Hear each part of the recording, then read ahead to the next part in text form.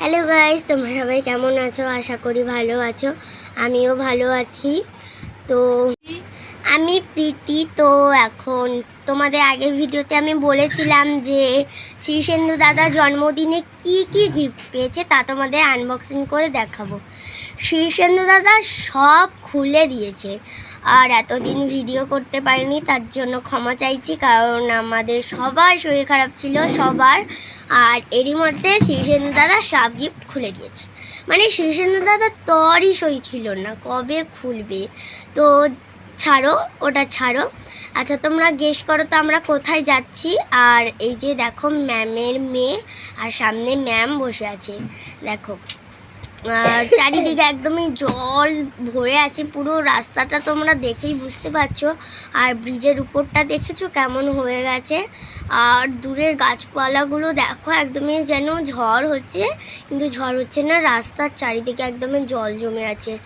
আর দেখো এখন আমরা যাচ্ছি, এটা আমরা যাচ্ছি। তো তারপরে আমরা এখন কোন পরীক্ষা দিতে যাব তোমরা বলবে, কিন্তু হ্যাঁ তোমরা বলবে, গেস করবে। আর এখানে দেখো শীর্ষেন্দু দাদা এখানে বই পড়ছে না কমি করে, যাই হোক বই পড়ছে, দুজনে বই। তো গাইস, তোমাদের গেস করতে বলেছিলাম, তোমাদের আর গেস করতে হবে না। আমরা এই যেই পরীক্ষাটা দিতে যাচ্ছি, ওই পরীক্ষাটা আমি আর শীর্ষেন্দু দাদা প্রতি বছরই দিই। তো ওই পরীক্ষাটার নাম হলো অক্সফোর্ড ট্যালেন্ট সার্চ পরীক্ষা। তোমাদের বাড়িতেও যদি ছোট ছোট ভাই বোনেরা থাকে আমাদের মতো, তাদেরকে দেবে। এটা থেকে অনেক সাধারণ জ্ঞান অর্জন করা যায়, তো তোমরা দেবে, খুব ভালো এই পরীক্ষাটা। আর এটা না মানে সাধারণ জ্ঞান একটু বেশি থাকে।